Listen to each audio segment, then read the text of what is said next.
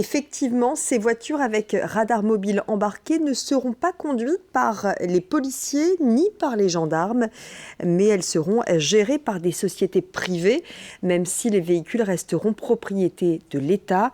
Le dispositif a été expérimenté en Normandie.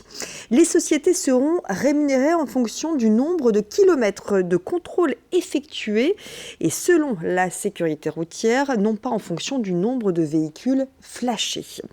Le flash se déclenchera à partir de 146 km/h sur autoroute, 124 km/h sur une voie rapide et 61 km/h en agglomération.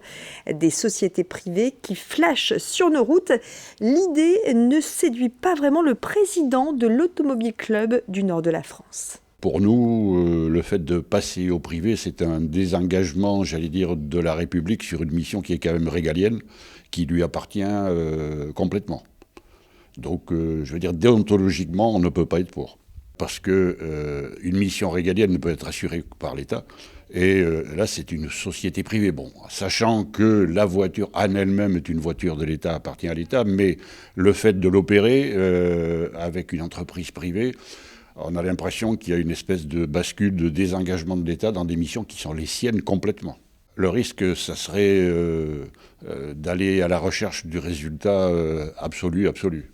Et à noter que c'est le préfet qui fixera la feuille de route. 34 radars mobiles embarqués de ce type vont faire leur apparition dans notre région d'ici un an, dont 10 dans le Nord et 7 dans le Pas-de-Calais. Et petite précision, le flash est un flash infrarouge, donc invisible à l'œil nu.